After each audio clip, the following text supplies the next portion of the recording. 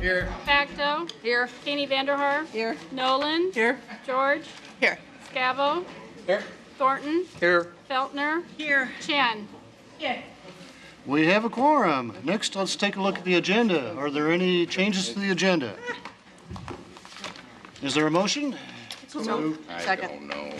All those in favor say aye. Aye. Opposed? The agenda is approved. Next, let's take a look at the minutes of the previous meeting. Is there a motion? So moved. Hey, Tobo. Any questions, changes, corrections, additions to the minutes? All those in favor say aye. Aye. Opposed? The minutes of the previous meeting are approved. Next, we'll move to the volunteer awards presentation, and I'll turn it over to Ben. Thank you, Chairman Galloway. I think it's no secret to this group here at the board that volunteers play a huge role in our success, especially over the last few years when we've had to reduce the resources allocated to the city's park and recreation operations. So tonight, we want to take a few minutes and recognize all those who have played a huge role in helping us with taking care of the park system. So with no further ado, I'll let Callie Leal Courtright start her presentation. Joe and I will move up front and hand out these certificates as she goes. I'll let you come on down.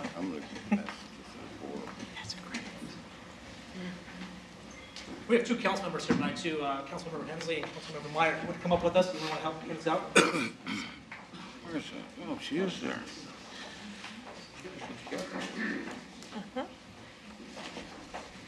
Chairman Galloway and members of the Park Board, thank you for joining us this evening as we honor the City of Des Moines Parks and Recreation volunteers. Tonight, I want to tell you about a community. Envision, if you will, a place where neighbors gather to clean up their creeks, where Santa fills children's wishes, where families work together, where gardens get raked, and streets get cleaned. Imagine a community where corporations give back, where mothers make a difference, and where fathers and grandmothers teach lessons, where friends gather to improve water quality and clean our rivers and streams. Imagine a community that comes out year-round to enjoy each other, where young and old unite to protect our history. A community that grows gardens and overwinters delicate roses, where history can come alive in our cemeteries, where youth can learn. Imagine a community where wrongs can be righted and lives started over. This is a community that can be restored, renewed, and recreated through the hard work of people like the ones we honor tonight. Where children gather on hillsides, filling the fall air with laughter while restoring prairies that once covered Iowa. A community that is as diverse as the opportunities it holds. Tonight, we are honored to celebrate this community, the City of Des Moines, our community, and the volunteers that make it a wonderful place to live well, play hard, and protect the earth. Volunteers do an incredible amount year after year for the City of Des Moines Parks and Recreation Department. They continue to bring us so much knowledge and incredible skills that enrich our community in ways that cannot be measured. Today, we honor over 2,400 volunteers that donated almost 14,000 hours this year, valued at over $300,000. Excuse me. There are so many stories I wish I could thank each and every person. The young married couple in the greenhouse that spends Sunday afternoons transplanting together, or the girl that we've watched grow over the years cleaning up our community and helping at special events. I'd love to thank the Connies of the world that work behind the scenes, quietly supporting our programs, and the Steve Millers who spend every waking moment cleaning our creeks, or the Girl Scouts who sell cookies to fundraise for the Lilac Arboretum. The stories are endless, and they may come for different reasons, but one thing remains the same. We appreciate everything that they do. So tonight we will share a few of these stories and celebrate all of our volunteers. Our first honoree this evening is Jim Bollard, president of the Easter Lake Neighborhood Association. He played a key role in the planning and implementation of our first star party at Ewing Park Lilac Arboretum. Jim attended meetings regularly, did site visits, helped plan camping spots, DJ'd at the event, and assisted in coordinating details. He was professional and represented the city well. Jim even built a marketing video and reached out to his own personal contacts to build interest in this first-time event. The Star Party was a success with over 350 attendees and campers whose donations went back to the Lilac Arboretum. In addition to this, Jim's passion for the Arboretum is infectious. He has both fundraised and friend-raised support for the Arboretum, the Friends of Des Moines Parks, and for events such as the Lilac Festival and Star Party. For his amazing outreach and support, we honor him. Helping present this award is Horticultural Inspector Julie Hempel. Please join me in recognizing Jim Bollard for his amazing outreach and support of the Ewing Park Lilac Arboretum.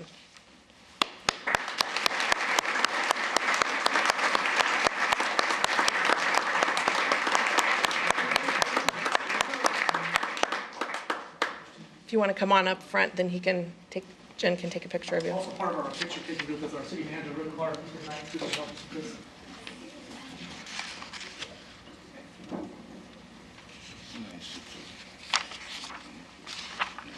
Thank you.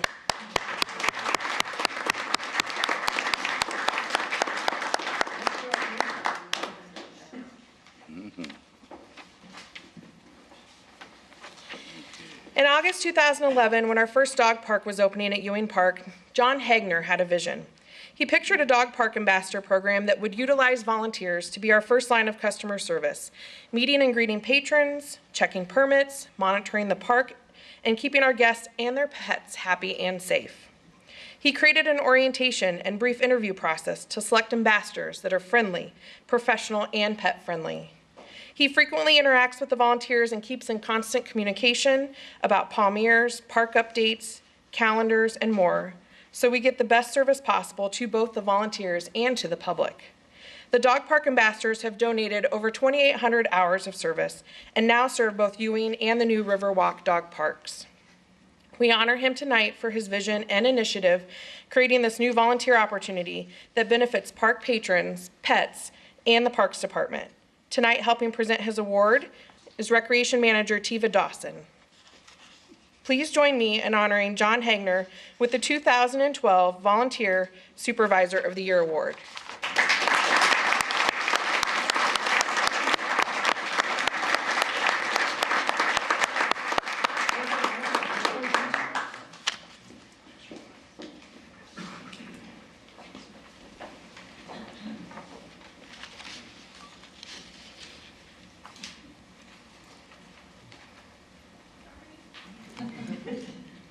Smile again.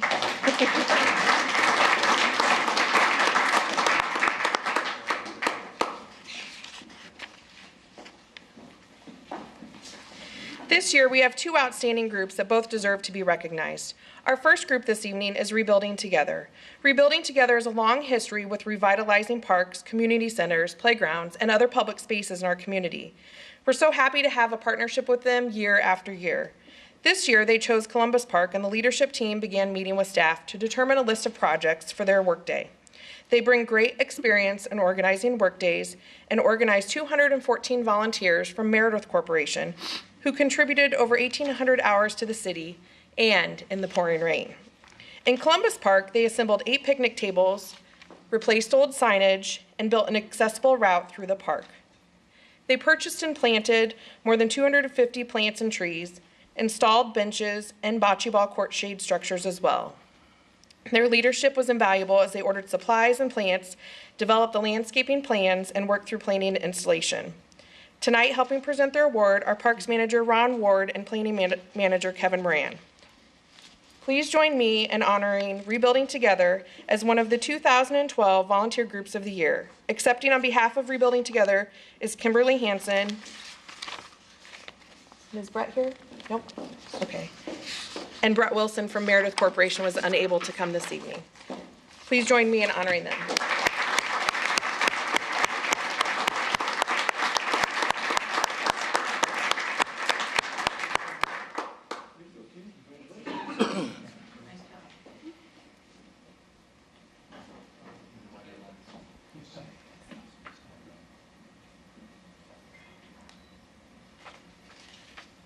Do you need them to squeeze together?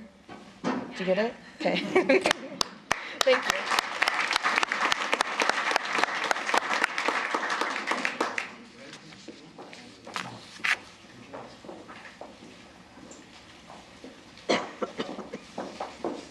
The second volunteer group of the year we are honoring is the Des Moines Bike Collective. With 45 miles of trails, it's no surprise trails were ranked #1 most used, most important to household, most needed, and most willing to support with tax dollars in our 2007 Attitude and Interest Survey. The Bike Collective has volunteered numerous hours to help produce the Greater Des Moines Regional Trails Map, of which we distribute 10,000 each year, organize 23 Bike Month events attracting over 1,600 participants, and promote bicycling and our trails with bike camp, bike maintenance classes, and outreach since 2007. They also operate B-Cycle, a downtown bike sharing system, and accept donations of bikes. They volunteer to repair and give hundreds of them away. Both with the B-Cycle and the recycling of bikes, they help get more citizens out and enjoying our trails.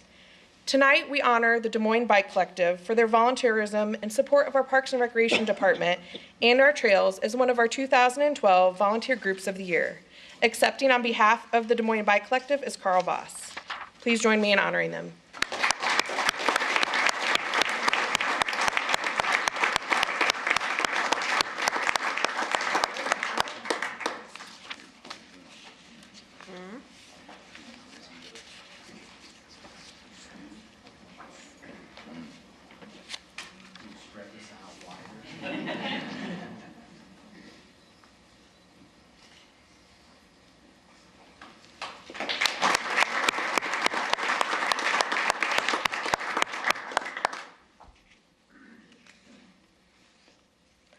Wells Fargo is an environmentally responsible company which has encouraged a strong community where their employees live since they opened their doors 160 years ago. They believe one of the most important contributions their team members can make is using their professional skills and knowledge to help organizations such as ours. They continue to help us achieve our mission of helping Des Moines live well, play hard, and protect the earth, and have expanded their volunteerism to be year-round.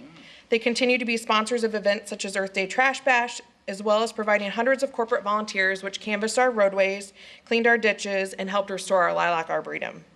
They continue to help us host events in our community centers, clean our creeks, offer up their graphic design skills, restore our woodlands, plant flowers in our parks, and more. Wells Fargo volunteer leadership also continues to be outstanding. 2 of their volunteers even headed up River Run Garbage Grab, an annual river cleanup effort, which they spent 8 months planning, organizing, seeking sponsors, getting dumpsters, and setting up sites along the river for the cleanup. It all paid off with 152 volunteers who cleared over 16,000 pounds of trash and 150 tires from our rivers, parks, and trails. Wells Fargo volunteers provide a diversity of support for all of our programs, and for this we honor them for the 3rd year in a row. Tonight we have Benji Klosterman, Abigail Wombold, Elise Koister-Williams, and Wells Fargo Vice President of Community Affairs, Catherine Murphy, representing Wells Fargo. Please join me in honoring Wells Fargo as the 2012 City of Des Moines Parks and Recreation Corporate Volunteer Group of the Year.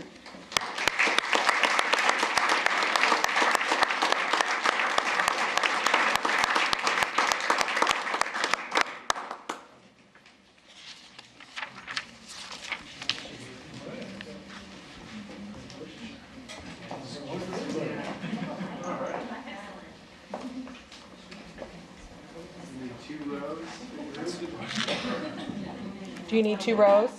2 rows, please. Can you squeeze? All people in there. Could we have a volunteer organize them?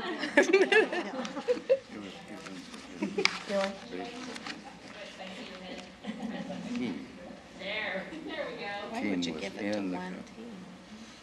I don't know. I'll investigate. Thank you.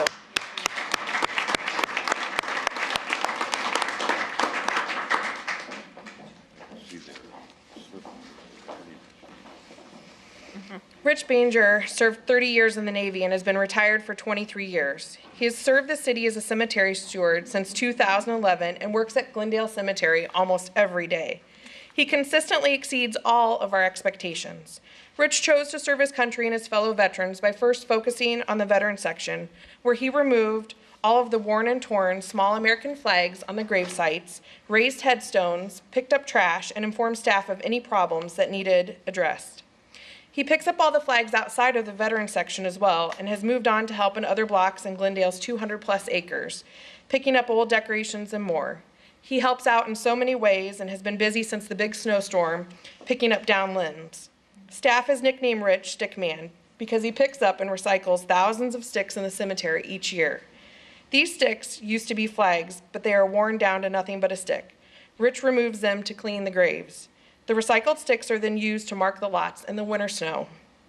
There's just not enough wonderful words to express how our staff feels about Rich. Tonight, helping present his award are cemetery manager Marlene Anderson and staff Julie Wieserak, Ray Massey, Jay Hastings, Gary Redburn, and Mark Boehner. Please join me in honoring Mr. Rich Banger as our 2012 Volunteer of the Year.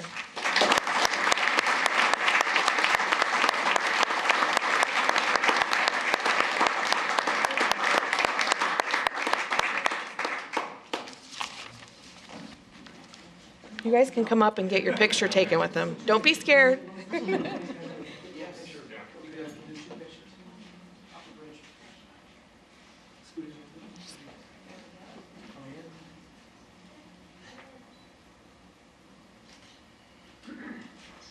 Next picture, come on up. Folks came out on their own time, I can celebrate this too. I think we need another row here.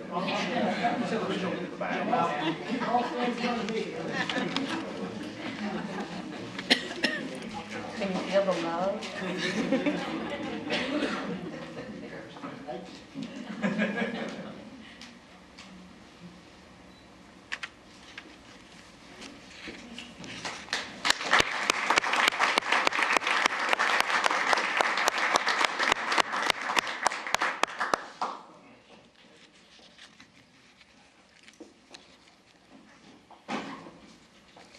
Since the 1980s, Miles Mills III and his wife Claire have played an integral role in the Rose Garden. In 2002, the Parks Department noted his dedication to the garden by naming the garden after his wife Claire and himself. Miles has worked with staff on proper rose maintenance, increasing the overall health and appearance of the roses, and has spearheaded the Rose Garden Advisory Committee. Along with the Rose Garden Advisory Committee and the Greater Des Moines Community Foundation, they created an avenue in which Rose Garden donations can be used to assist with garden projects and to hire seasonal assistants dedicated to the garden. Even with the seasonal help, Miles still helps each year by making rose recommendations and overwintering tree roses at his own home. We estimate that Miles has spent over 6,000 hours helping with the Rose Garden. We honor him tonight for his leadership and volunteerism for the last 32 years to our community. And tonight, helping present his award is Horticultural Inspector Julie Hempel. Please join me in honoring Miles Mills with the 2012 City of Des Moines Parks and Recreation Volunteer Lifetime Achievement Award.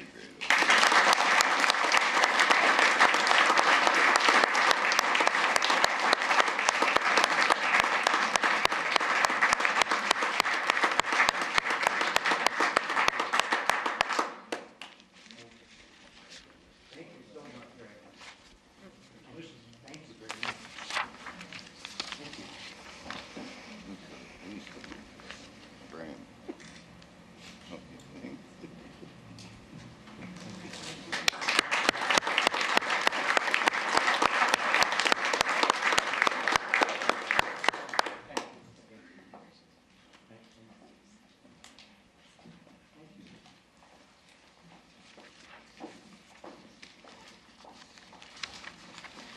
You can go ahead and take your seats if you wish. Dan Zadra in Kobe Yamada's book, One, says it best. What does a great life look like? Ask 100 people what a great life looks like and you'll probably get 100 different answers. But certain answers will make virtually everyone's list. Most people would agree, for example, that a great life includes something worth living for and maybe even dying for. A portion of a great life would be devoted to something bigger, greater, grander than yourself. Something that inspires you, energizes you, pulls you forward. Something that responds to your unique talent or touch and ultimately makes a difference in the world around you. A great life would naturally bring more meaning, more purpose, more love, laughter, wonder, and adventure to your days. And at the end of your journey, you would look back on a life of significance, rather than regret, knowing that in your heart that you left the world better than you found it, knowing that you made a difference in the lives of others, knowing that you got something wonderful out of it and you gave something wonderful back. A great life, of course, is not something we experience, it is something we create.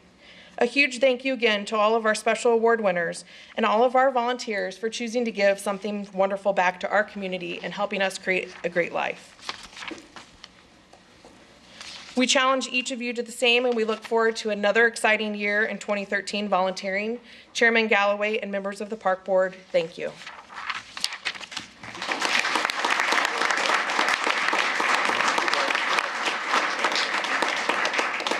Thank you, Callie. Excellent job. And thanks for everyone who came and to everyone who was part of this presentation. Good job, and we'll see you again in a year. You know, a volunteer program only takes two things: dedicated volunteers and a passionate and energetic volunteer coordinator, and we've got both. So, good job to Callie. Wasn't that a good presentation?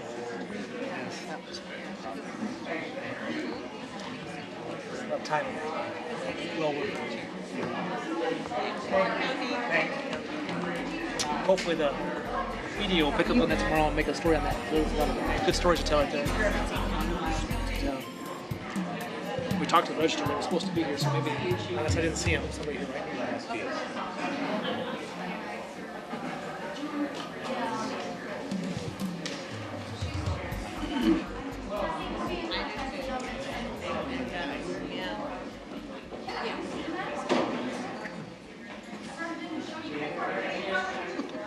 Okay, I guess we're ready to continue on with the rest of the meeting. Ben, it's time for your report.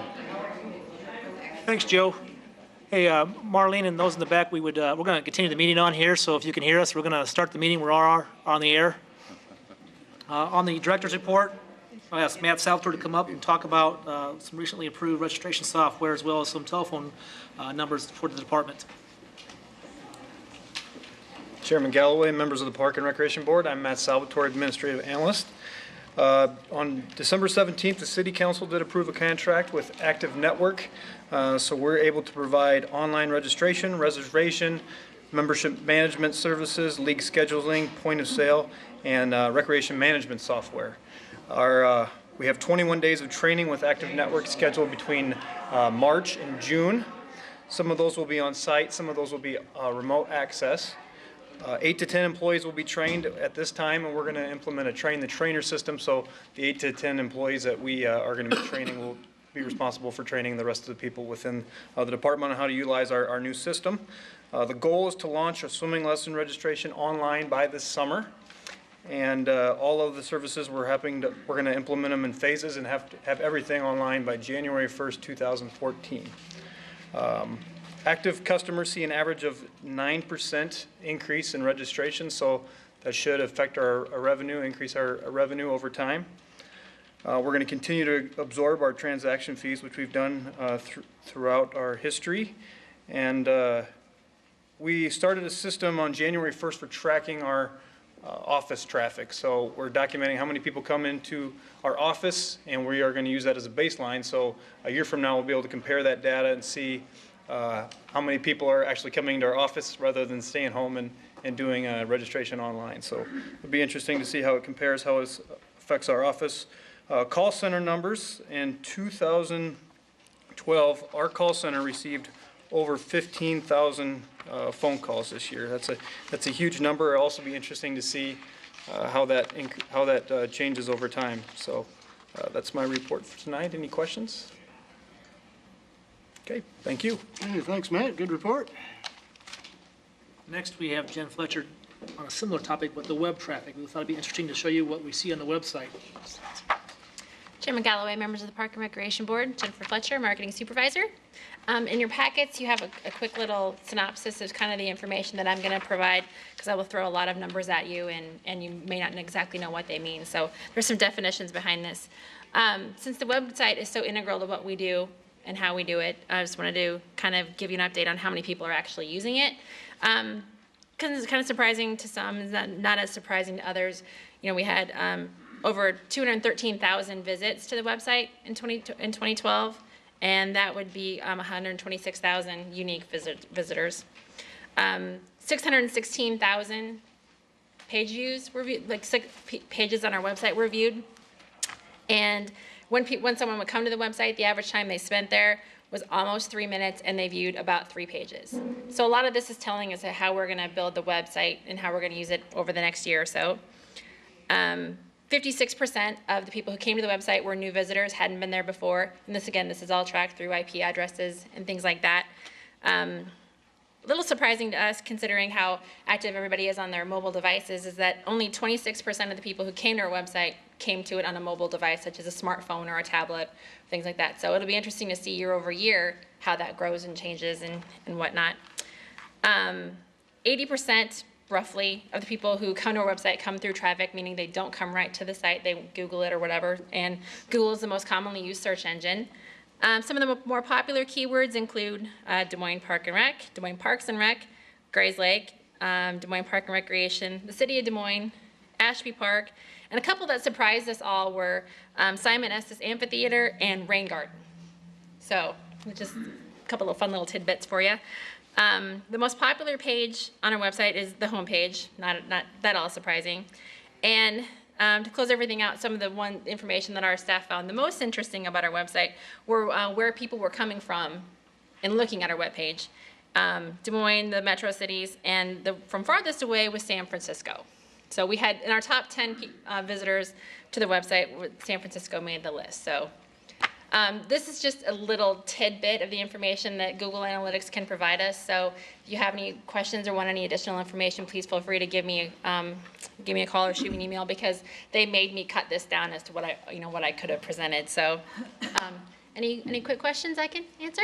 Yes. What's a unique visitor? That is someone who has not been to the site before. Oh, okay. So unique is in terms of not a repeat customer. So if you've come there and not come back, that's what they define as a unique visitor. Thank you. You're welcome. Anybody else?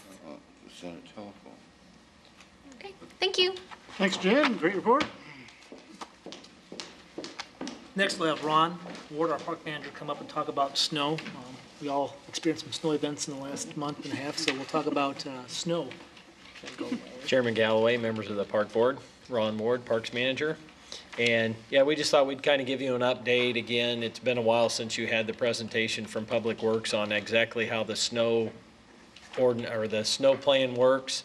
So just in case any of you would happen to get calls, or if you did get calls when we had the blizzard, basically what happens is Public Works starts once it's snowing and they have at least 2 inches. Public Works goes into their mode and they start on all the snow routes. Once the snow stops and they get the snow routes under control, they've let us know then that this is again, if there's 2 inches or more, then they have our employees, and we go into some of our employees go into a 12-hour day shift, 7 a.m., 7 p.m. Some go to a 12-hour night shift, 7 p.m. to 7 a.m. And we basically go and we help when they start into the residential sections. And since they're doing all those now at 2 inches instead of 4 inches, that's why we're going over there earlier now. When we do that, Public Works, once they have us start helping them, Public Works helps with municipal parking lots, municipal building parking lots, which is one of our responsibilities. So they help us out since we've got all our employees are at Public Works plowing streets. Then once our employees are released from Public Works, then they come back to us, and then we start doing our responsibilities. And our responsibilities include, there and again, the municipal lots. We'll help clean those up some more. Community centers, cemeteries, park roads, the parking lots, trails and sidewalks, and then the ponds that are being ice skated on. We do keep a couple employees back. We don't send everybody over to Public Works, so we do have a couple people that we can keep things, keep some things open that we need to keep open until we get everybody back. And we have a few others, like some of our trade staff that actually do have Class A CDLs that they can also help us out and get some stuff done, and we don't send them to Public Works either. And going back to the ice skating on the ponds, just thought I'd fill you in on that. The policy is that there has to be 5 inches or more before we put the green flags out, and we do have staff go out and check. They drill and they do it in a grid pattern. And the snow removal on those ponds, those happens basically when we get done with everything else, because we figure everything else is more of a priority than getting those done. But once we get everything else done, then we do hit the ponds. We are looking at getting a couple quotes from contractors, just in case we would get another snow like we did, where by the time we get done helping Public Works and getting our stuff done, there could have been a couple days of kids or people ice skating. And we have got some calls wondering when we're gonna get to the pond. So we might look at a possibility of having a contractor clean the ponds off. We do, once we start getting some melting temperatures and there gets to be some water on top of the ice, we do put the red flags out even if the ice is thick enough, because our thought process is that water is coming from somewhere sometimes, and it could be run off from streets or driveways or parking lots, and it could have salt in it. And so just to be safe, once there's water on top, we put the red flags out. And then we'll put the green flags back up when it refreezes. Sometimes you take into effect also the condition of the ice. Sometimes when it refreezes, if it's really, really rough and we don't think it's safe, we would leave the red flags out. And then, of course, there's skate at your own risk signs in by all those ponds. So, is there any questions? Yes, ma'am. When Public Works, calls our people up, and they're doing like 12-hour shifts. Right. Is Public Works covering their salaries for that time, or, how does that work out financially? Because you can't I'll let you. plan for that, and that's huge if it's comp time, so. Absolutely. What we do is we do track the hours that they go over there and through our computer programs, so we know what their salaries are worth and how many hours each individual employee went over there at their current rate. At the end of the year, we try to do a trade-out, whether it be trading for sweeping of park roads, asphalt repairs on park roads or trails, things that they do over there. Since we're both general fund supported, it doesn't really make a lot of sense to trade money back and forth. And then actually last year, Kevin Moran managed this before Ron's time, and we actually got the better end of the deal if you put a value toward what they did for us. They did a lot of asphalt repairs on the way to county soccer. That road's very rough. They overlaid the whole road all the way from just basically where you turn off to go to the softball fields, going straight forward. So we do have a good relationship there with them, changing services. Just matters of each year could be different, depends on what it is. At the end of the year, we try to make sure it's equal. That's a great question. Well, okay, well, that kind of covers the dollars, but it doesn't necessarily cover the employee and comp time. I mean, you can't expect somebody to be working, 12 hours and then their regular shift, Well, no, once they work a 12-hour shift, they have to have time off before they start. So that's one of the other things of why there's a lag time if we get called to Public Works before we get to some of our park stuff, because they have to have that time off after they're on a 12-hour shift. Okay, which can affect what else? Yeah, what else because gets then done. so our employees are building up comp time. So. And it's an evolving partnership. Each year we work, and again this year I have a meeting set up with the Public Works Director, probably early spring, to talk about a different way of managing this. We've had different thoughts, and each year we've made a little tweak to it. And that's one of the areas that I'm worried about as well, is that the growing comp cost to what the Parks Department would be, because we all have comp time and we all have less people to do jobs. So you can all imagine we've gotten more overtime. And the city has a policy, we don't pay out overtime, you get comp time. And then you just have to take that time off. So between their mandatory vacation time they have to have off every year, depending on how many years of service they have versus how much comp time, it becomes an issue. So we're going to look at that again this year and see if there's a better way to manage that. All right. Give me one. Yes. Grace Lake is still the first park trail that's. Yeah, that's another place that we don't take our full-time staff member that works at Grays Lake. He doesn't go to Public Works, and so that's a priority. So that gets plowed. Is that normally, can people expect that within the first, 24 hours? We're there right away, just because Grays Lake's so unique that we literally have people waiting at the gate to get in. And so we will clear the trail, because you can imagine, as much use as that trailer gets, if you get it packed down, just like you saw us last storm on the streets, you won't get it off, and you have a problem with people running and walking. So that person stays there and does that, and does some obligations at Grays Lake, and they just start hitting the trails right after that. They go to the more popular trails based on our usage we're seeing on those trail trip counts we've been doing. So we'll go to those next and start knocking the trails out. Again, that's one person that we have to hold back. We have another person that's kind of he's a mechanic is what he is. He's a kind of catch-all. He helps us too, kind of where things are needed at. So we do those things first, which means on a typical storm, we're about 48 hours behind where we would normally be in the process of removing snow after the snowfall ends. So I'm going to be real clear with you as board members as well as the folks at home watching our meeting, it's a change, and we're working with it every year. It's a council policy. They've made a decision to do this, and so we're going to try it. But it doesn't mean we can't tweak it. It doesn't mean we can't find better ways to do this. And again, Public Works has been very open to the ideas of making changes each year, so we'll work with them again. I think it's nice to know that Grays is always, removed, so you have someplace safe to walk, so. Yes, that's a good point. Thanks for bringing that up. And speaking of plowing of trails, I want to put in a positive word for that. It was about 10 years ago when the policy changed. Before then, in the bad old days, trails weren't plowed. And there were a lot of bogus reasons for not plowing trails, and they're all bogus. But that's been one of the best things, in my opinion. And in fact, one of my friends, who's now passed away, but he said, well, that's the best thing, little thing that the city does, is to plow trails. And as Don Tripp said at the time the policy changed, we invest all these money in trails, millions of dollars. So it's really kind of crazy to have trails unusable for 3 or 4 months of the year.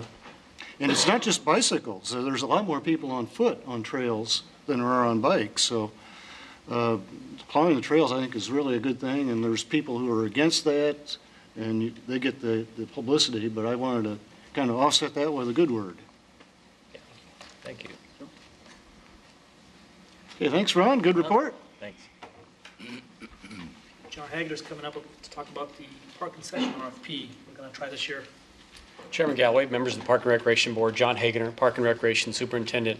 We, park staff, are currently working with legal staff as well as our finance and developing we're really trying to finalize this RFP to send out to prospective concession vendors to indeed do, just as been alluded to, do a temporary concession at our park locations this summer. Our goal would be to provide a service or amenity at that particular park or location. And the number two is just to generate some revenue. You may recall we tried this last year at Pete Crivero Park. Pete Crivero Park, remember, that's the Southeast 14th right across from the Pizza House. And we had a tropical snow trailer there that actually had relatively low overhead for us, and we had some real good input. So park staff we've identified 3 potential locations that we're going to submit in this RFP for this year. Location would be Pete Crivero. We're going to try that again this year. Union Park, of course, with the rocket slide and the carousel, and then of course the Grays Lake Beach. That actually concession contract is up and expired, so we're going to hopefully find another vendor to operate the concession at the beach. So our goal is to review these proposals probably by next month, and then select a vendor and have them get rolling hopefully by May. So. This is a much more professional way of doing this than having somebody come to us saying, I want to be in this location. We've done the science behind the scenes to say if it meets the setbacks, it has the ADA accessibility standards met, and that it makes sense for the park system too. So we'll see what this does, and again, it's just one of those creative ideas, like John noted, to give us a little extra revenue, not a lot, but a little more revenue, and every little bit helps. I ask a question. Just for my information, how do we do the other concessions that we have? Absolutely. We actually, other than Grays Lake Terrace, we do bid out for competitive process all of our concession operations, which is the pools, the 5 pools, county soccer, and the adult softball complex. South Des Moines Little League gets the Jim County baseball concession stand. That's part of their process. They pay the city to run that whole facility turnkey, so they can run the concession stand to make money to help pay off the maintenance fees of that facility. I'm sorry. South Des Moines Little League. They run the whole Jim County youth baseball complex.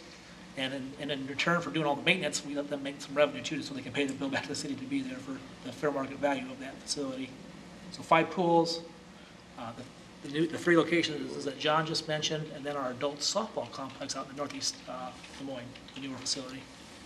So those are all RFP'd? They are all through competitive process in the past. They kind of come up for renewal at different periods, though. Some of them they're all at the same time.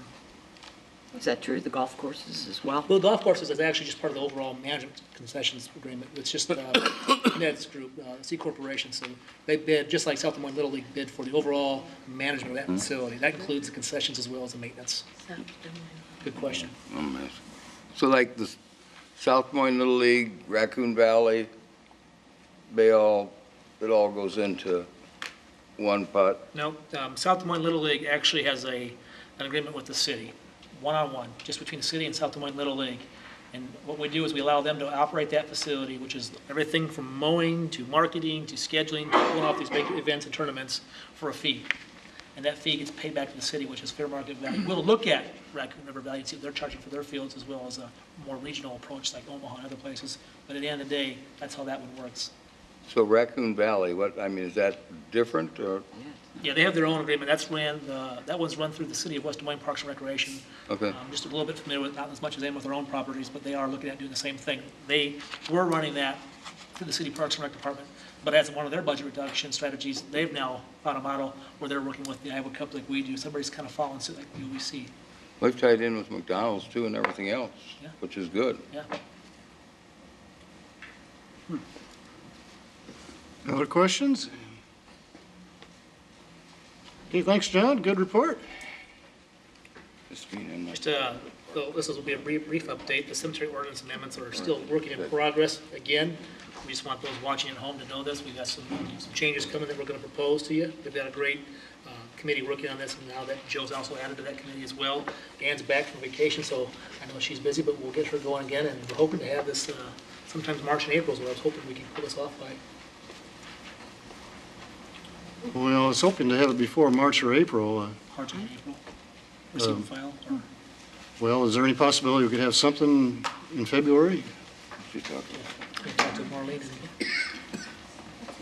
Receive and file? The fee's part of that amendments. So you're telling us, why don't you come up to the microphone?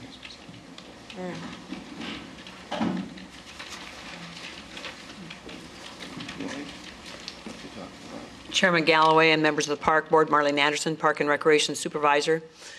We are under an intense series of just constant meetings in regard to our fees. So we are looking at every single fee, adding fees for what we're doing in the cemeteries, and revenue is, of course, our first priority. So the fees portion of hopefully it'll go to the Cemetery Advisory Committee, which will be the first Wednesday in February, and then it'll come to to the Park Board in the February meeting. And then it'll, after you've hopefully passed those fees, discussed those fees, then it'll go on to City Council.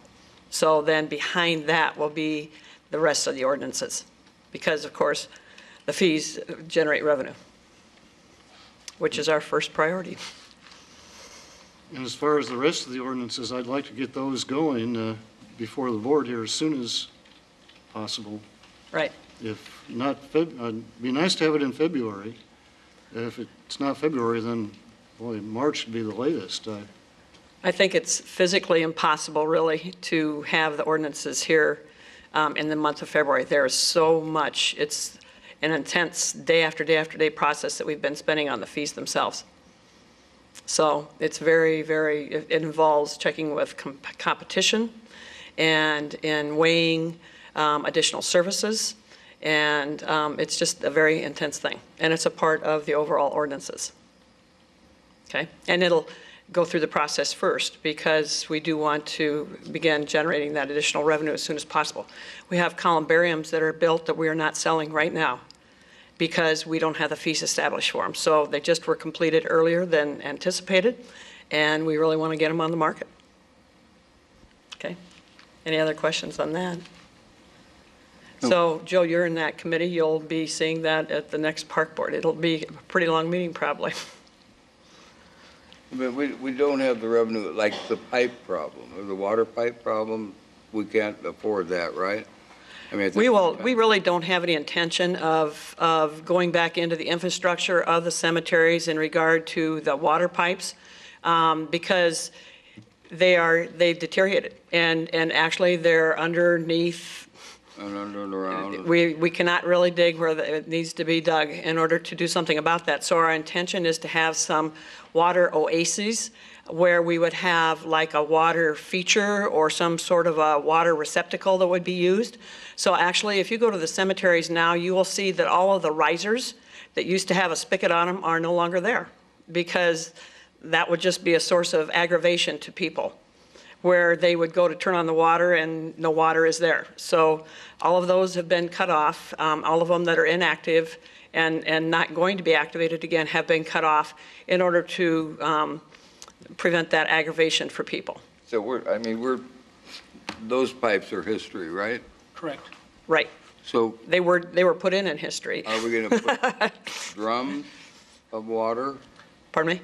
What we're going to do, we do have the water barrel program right now, which is those larger blue barrels, and we put those out right now as kind of an interim solution. But what Marlene was alluding to was we'd like to do something. We don't know what that something is yet, but it could be 1 to 3 different little nice features of fountains throughout the cemetery that we can get a water line to efficiently and cost effectively.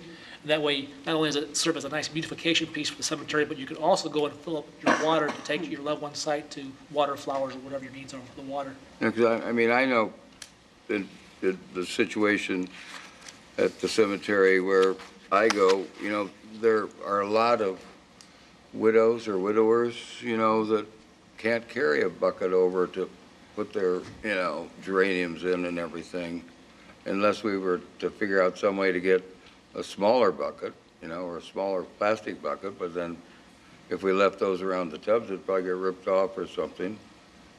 So Right. maybe they could stop by the maintenance buildings as they come in and ask for a Take a look. bucket and then return it on the way out or something? As long as it's during the normal operating hours, we'll take a look at that. Okay. Right. Good idea. Our thought is that we would have some receptacles available at these various locations. Now, realize, if you will, that some of the spigots still work. There are some portions of the Yeah. water in the cemetery, in Glendale Cemetery we're speaking of in particular, that still work. And so those, of course, would continue to be Sure. operable. And then in those areas where we do not have those features, last year, when we put them out, then we began tracking which of those water barrels were most heavily used. And then, of course, we have to have a source of water in order to even have a receptacle on that area. So, for example, in the Franklin Field area, we have a water line that's been put in for the community gardens. We would be able to run one in that area that without great expense, for example. And then in the area right now, I don't know how well you know the cemetery pretty well probably, but just to the north of the Abbey, that water is still operable there. Yeah. Right. And then also to the west of the pond area, the water is still operable in that area. So there are several areas Okay. where it still is operating. Any additional questions? Okay, thank you. Thanks, Marlene. Keep up the good work. Poor little ladies. Okay, any questions for Ben about anything? I think his report is concluded. Can be about something he said or about anything. Well, I guess you must have done a thorough job. Nobody has any questions. Got a good team. Okay, thanks, Ben. Next, we'll move on to item B for board action, the Trails and Greenways Committee appointment. And I'll kind of kick this off. I'd been serving on the Trails Committee since its inception. And because of the term limits in the bylaws, I'm done. So we need somebody to fill my vacancy. It has to be a park board member. Now, in the past, I would just throw this out to the board and say, hey, is anybody interested? But I didn't want to have a situation where nobody said anything. So I kind of took a proactive approach and wanted to at least have one live candidate when this moment came up. And so I called Carol George and asked if she would be willing to have her name put into nomination. And she said yes. Now, she didn't seek this out. I went to her, so if somebody's mad about that, be mad at me, don't be mad at Carol. Yeah. So we have one possibility there. Now, of course, other people on the board may be interested in that position too. And of course, normally that would be a quandary. If you had several people who wanted it, you'd say, oh, somebody's going to be disappointed. But fortunately, there is good news. Let's say somebody else on the board is interested. Well, as it so happens, there's another position opening on that committee. And it's kind of a long story, but to make a short story out of it, the city of Des Moines has 5 positions on that committee, and 3 of them ended this last December 31st. And I've just talked about one, which was mine, but there's 2 other positions that became vacant. Now, they found somebody to fill one, but there's still one vacancy that is still vacant. So if somebody else on the board here is interested, there's another opportunity. So let me ask, okay, and we're just filling this, today we're just filling the one position that has to be a park board member. But if somebody else is interested, we can put their name in for this other position when that vote would be next month, I believe. Anyway, is anybody else interested? I'd be interested, Joe. Okay. Anybody else interested?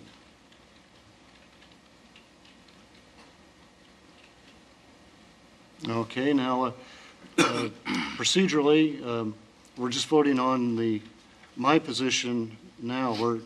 Vicki, would you be interested in this other position? Yep, that's just fine. You'd still be a voting member. The way it is, one slot has to be a park board member, and that's the one I was talking about. The other slot doesn't have to be a park board member, but it could be a park board member. Nothing that says it can't be, so. Great. Okay, any other interest from anybody?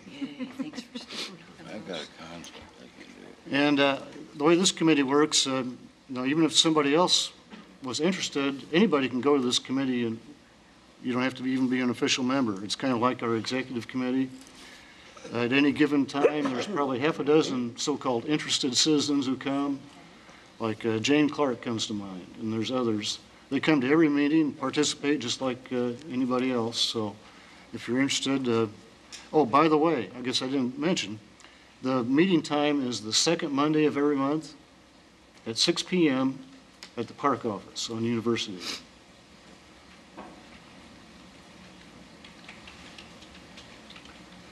Okay, I would entertain a motion to fill my vacancy on the Trails and Greenways Committee. I'd move And who are you moving? for the 2, Carol George. for Carol. Okay, who moved? Dick did, okay, and who's the second? I'll second it. There you go. Okay, any further nominations from the floor? Any further discussion? Okay, Rebecca, would you call the roll, please? Galloway. Yes. Gelb. Yes. Ogle. Yes. Pacto. Yes. Kenny Vanderhaar. Yes. Nolan. Yes. George. Yes. Cabell. Yes. Thornton. Yes, Feltner. Yes. And Yes. It is approved. And Vicki, your name will go through a little bit of a different process, so you'll probably be before the board next month. Many more from our staff will be contacting you shortly this week to let you know how that works. Okay. what's your problem? Okay, great. Anything else about that from anybody? Okay, moving on. We will move to receive and file item C, the Southeast Connector Streetscape presentation. I'll have Ron Ward come up and introduce this item. What we have to is a new improvement for the city that we will be managing as Parks and Recreation. It's an extension of ML King east-west, as you'll see, and there'll be some landscaping changes, and there'll be some things that we'll be responsible for maintenance on. Tonight is being proposed as the one time it would come to the board tonight, as there's been a few different public input processes, but if you have questions, tonight's the night to get them out or requests. Chairman Galloway, members of the Park Board, Ron Ward, Park Manager. We have Eric Iverson here from RDG Planning and Design, and he's going to do a presentation for you. And as Ben said, basically it's for the Southeast Connector, mostly the landscaping plans, and our staff has worked with engineering and with RDG and going over stuff, and I'll let Eric have the floor. Thanks, Ron. Chairman Galloway, members of the board, Eric Iverson, RDG Plan and Design. To start off,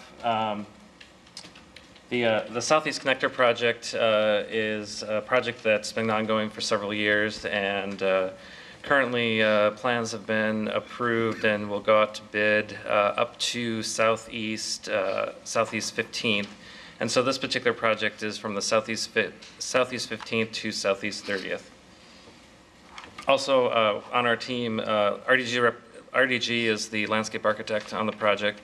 The engineering is led by Kirk and Michael, and geotechnical services by Terracon.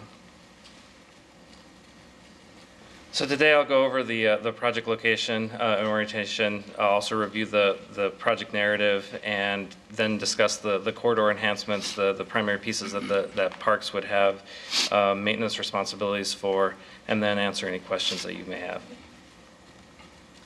So the project location, basically as the MLK corridor extends across the southern portion of downtown, it crosses over the Des Moines River on the bridge that was completed and opened to traffic a couple years ago, and currently extends all the way to Southeast 9th, which is located right about, like a pointer, right about here. And then basically there's a project that we'll bid in a couple months that will extend it to Southeast 15th from Southeast 9th. And then this particular portion is from Southeast 15th, about a couple blocks, or about a block north of Scott Street, and then extends all the way to Southeast 30th, which is the road that goes in front of the fairgrounds. And that will be approximately at the intersection of Maury and Southeast 30th. And then ultimately, the dashed area on this particular diagram shows the extension all the way to the Highway 65 bypass at the Vandalia Road exit. So as we start off the project, zooming in a little bit here, to the left of the screen is Southeast 15th. The red line shows the approximate location of the Southeast connector as it runs through this particular area. And in that yellow oval that you see is the Municipal Services Center site that is also in the planning works and will be being under construction simultaneously with the Southeast connector. As the project moves further to the east, the project goes through a series of currently industrial uses, and will actually raise up, go over some railroad tracks, and then come back down to grade at Southeast 23rd Street, which is located on the far east end of this diagram. And then as we move further east on the corridor again, now Southeast 23rd Street is on the left side of the diagram, and you can see Southeast 30th is on the right side. And so the project, the roadway will actually curve and follow an existing railroad corridor through the Chesterfield area. And you can see that about a couple blocks to the south is the current Chesterfield Community Center, which houses the greenhouses for parks. And then also the project will go directly past the Chesterfield Park.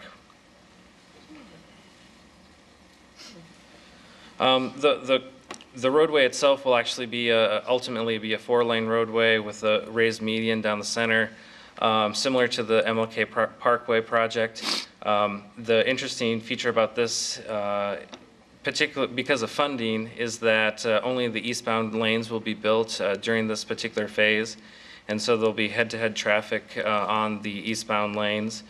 And then there also, as part of this phase, will be built a 10-foot wide bike trail, multi-use recreational trail on the south side of the roadway.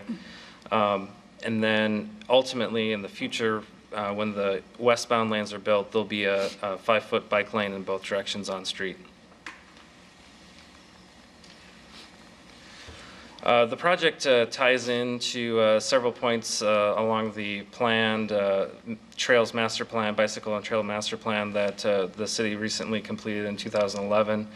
The red highlighted area shows the 15th to 30th portion of the Southeast Connector.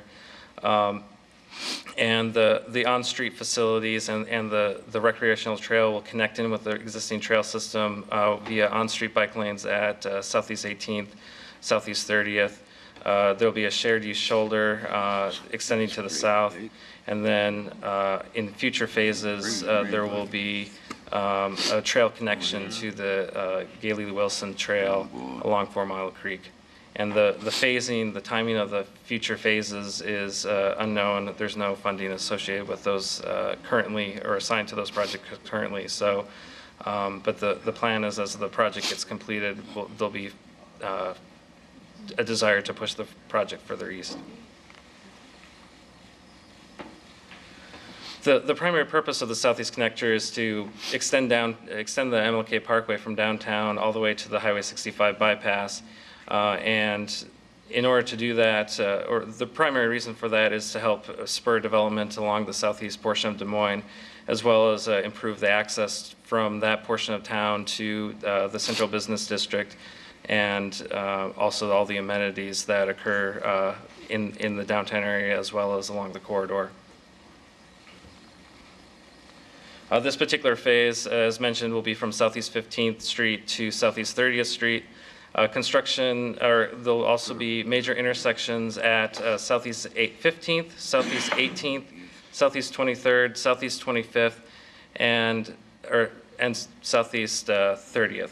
We'll also have a couple of right turn only intersections at Southeast 26th Court and Southeast 28th Street. The project, as mentioned, will also have 2 railroad bridges over existing rail lines. Those will be grade separated crossings, so the roadway will actually raise up to be about 35 feet over the existing ground elevation. And also the speed is planned to be 35 miles, similar to the rest of the corridor. And as mentioned, there'll be a trail along the south side. All the major intersections will have crosswalks with signals, and there'll be 1 mid-block crosswalk with pedestrian signals as well. The project's been through an extensive public input, public involvement process. Starting back in 2009, the project was led through an environmental impact statement process, and that was wrapped up in the summer of 2009 with a record of decision signed in May of 2010. Also, most recently, we had a public open house at the Chesterfield Community Center and received a lot of public feedback at that, and we previewed the plans that you'll see tonight as part of that. Last week, we presented the project to the Urban Design Review Board and the Access Advisory Board. Both of those boards had approved the project, and so today we're presenting it to you. And then the hope is that we've got final plans due the middle of February, and the project will bid in the middle of May, and then construction would follow that through June 2015, and that's when the project would be basically open to, wrapped up and open to traffic. The total construction cost for this particular roadway is $30 million, and the corridor enhancements, which we'll show you in a minute, are estimated to be about $1 million. And that includes trees, shrubs, plant beds, seeding, sodding, and what we're referring to as the Chesterfield markers, which are some masonry markers that are unique to that area. Moving into the corridor enhancements, looking at some of the existing precedents that we have. Obviously, we have the existing MLK roadway, and it has a very formal geometry, monocultures of plant beds, ornamental plant beds. Trees are in a very formal arrangement. We also have masonry elements, masonry markers like this image here, and concrete pavers at major intersections. And then as we move along, in the last project from Southeast 9th to Southeast 15th, which we'll bid here in a couple of months, we have a change in the adjacent land use. We go over railroad tracks, we go underneath the Southeast 14th Viaduct, and there also are plans for a future sister span for the at Southeast 15th that will have one-way traffic in both directions. That's a long ways off, but those changes in the corridor called for a need to move away from the formal geometry of the MLK corridor and move more into an informal geometry, an informal plant bed that could change and adapt to these changes in the roadway. So as far as the goals for this particular corridor from Southeast 15th to Southeast 30th, we want to continue the informal planting that we established in the previous phase. We also want to scale down the intensity of the plants. And then we also want to reduce the amount of inputs needed to take care of those plant materials. So we selected plant species that were very drought tolerant, salt tolerant, native wherever possible. Also, this corridor will not be irrigated, so we're reducing the amount of water that's needed to irrigate the plants. We also wanted to increase species diversity, add more natives, move away from the monocultures of trees, so that way if one tree dies, we don't have to, it doesn't look like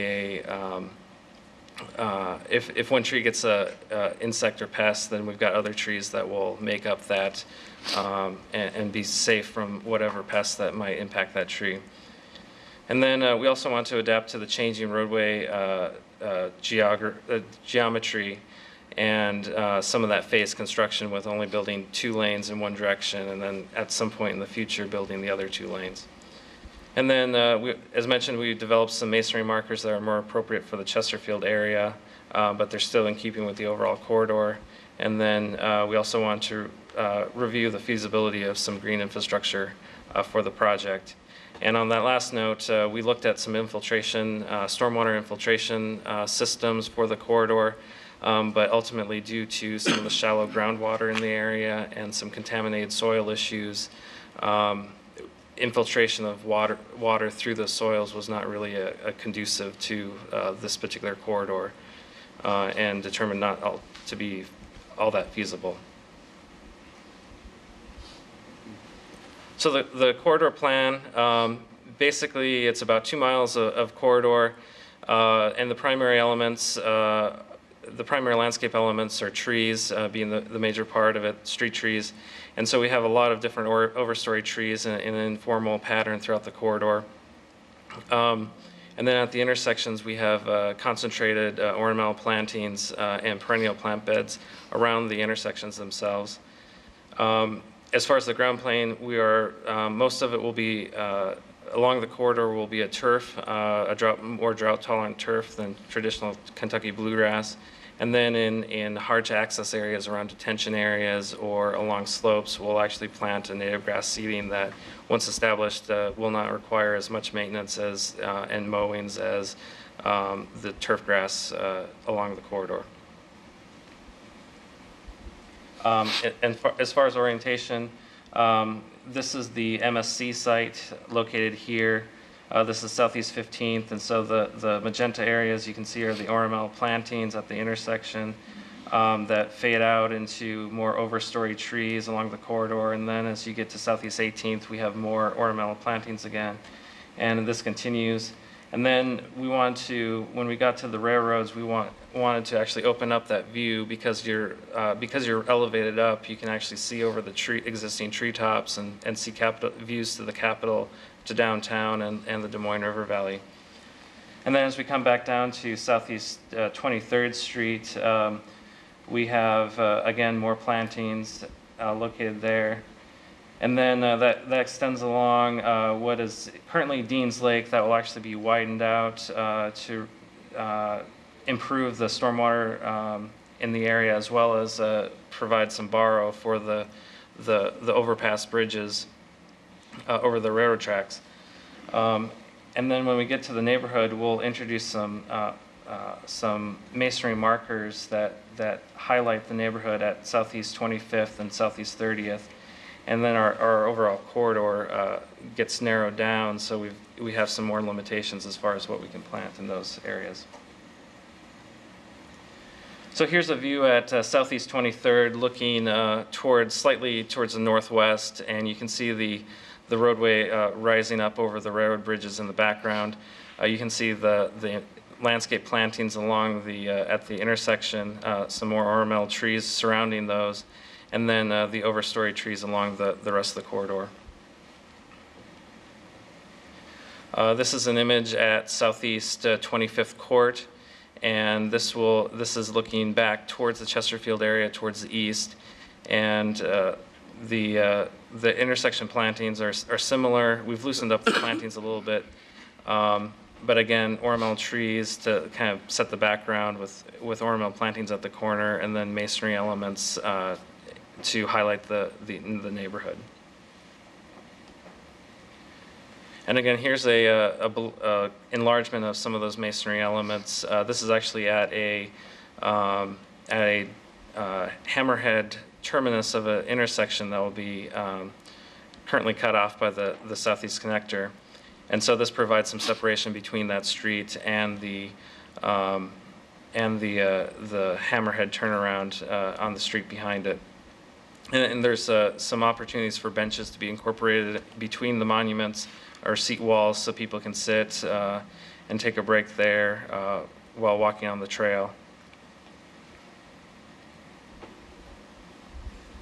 Some of the plant lists, we worked extensively with both the municipal arborist and parks to develop a list that includes a lot of native plants and a lot of different flowering times of plants to provide year-long interest.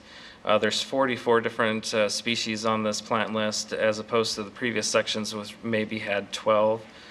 So we've increased the amount of species on the corridor quite a bit, and should provide some year-round interest and a lot of variety of flowers and texture. In terms of the ground plane, again, as I mentioned, we've moved towards a turf-type tall fescue mix that has some more drought tolerance. It has deeper roots than traditional Kentucky bluegrass, so we've got a mix that's 90% turf-type tall fescues with about 10% Kentucky bluegrass combined with perennial ryegrass, which will give it a little bit more durability in the hot summer months. It'll have greater access to moisture deeper in the soil.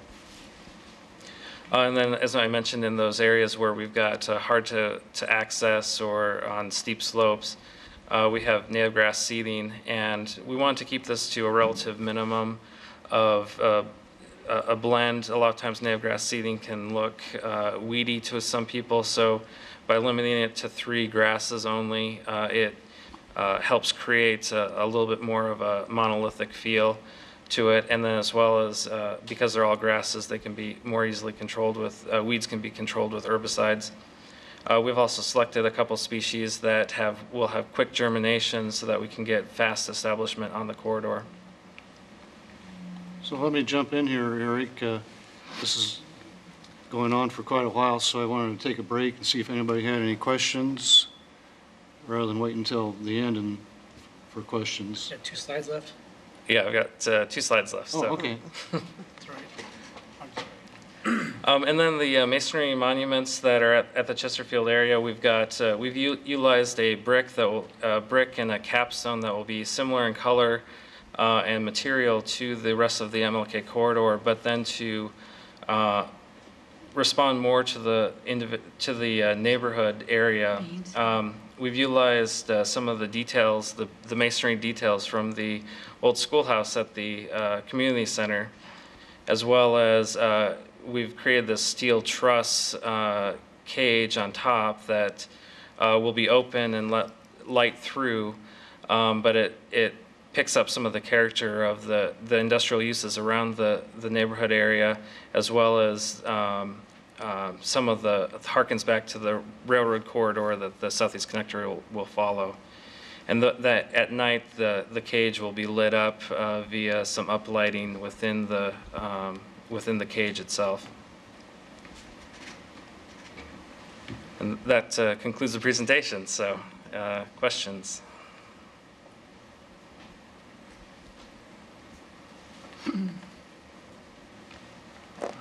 No questions?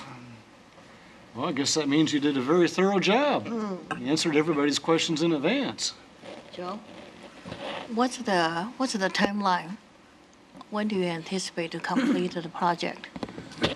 The project will start construction in May, and then there'll be a lot of earth moving that will have to happen this year and a good chunk of next year. And then paving will probably start the fall of next year.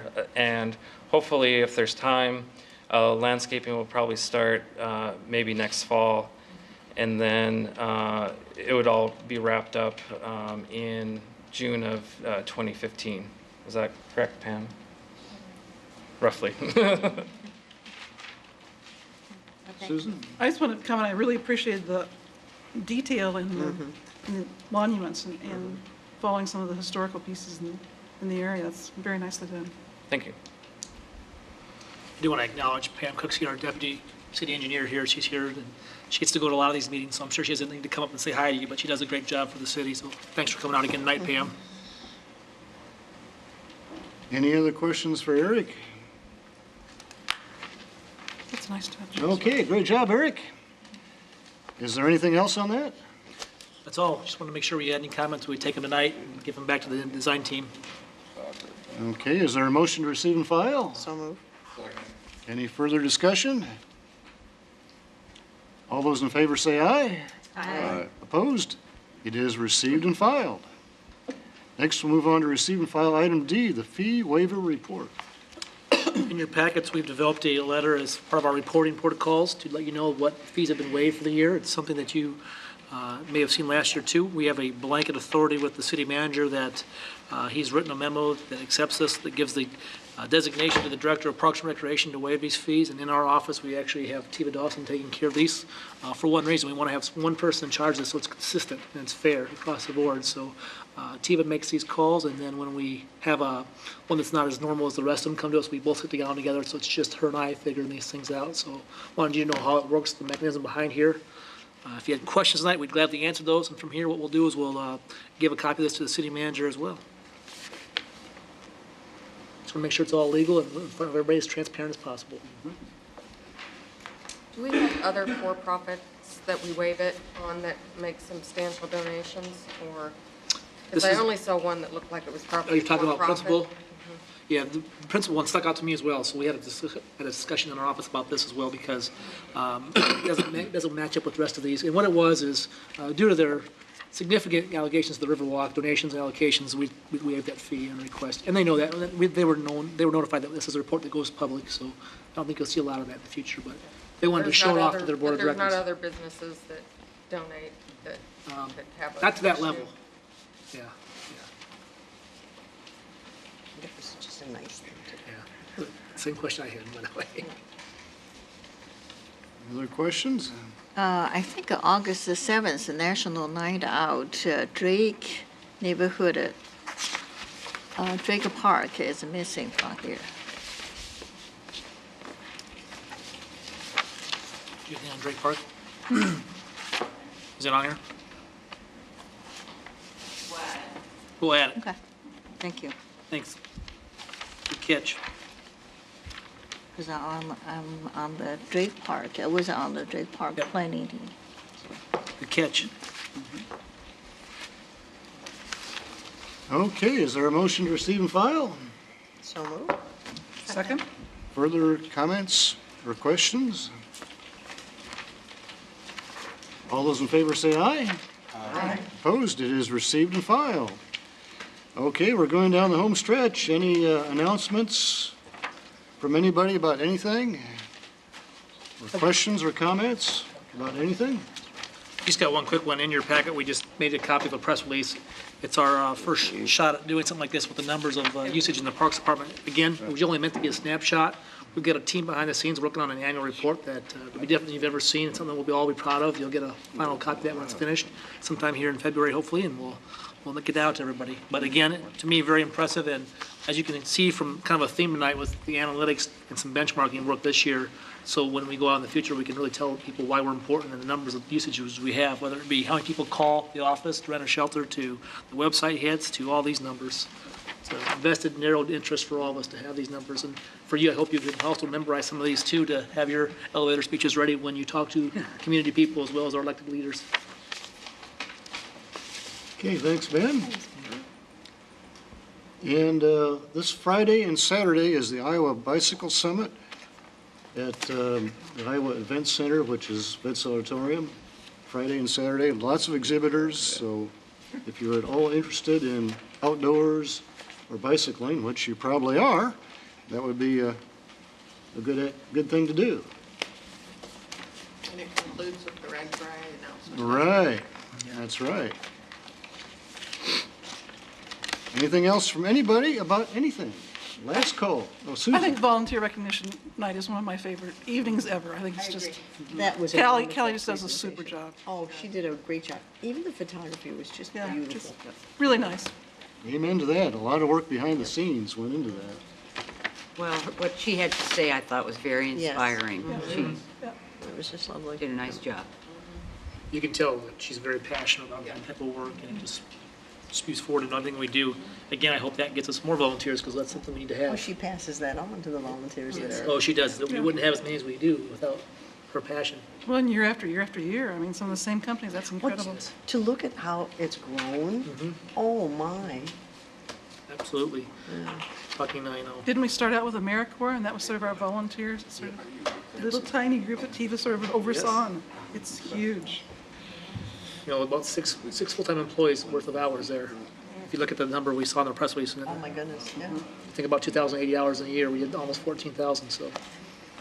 It's great. Yep. And it creates the community, you know? And that's what she spoke about, was the Exactly. community. This is. People are vested. Yep. That was a wise investment. And all of you are counted in those numbers too, so you're part of that robust volunteer program. You're here as volunteers too. Okay, well, on that high note, is there a motion to adjourn? All in favor, say aye. Aye. Opposed? We are adjourned.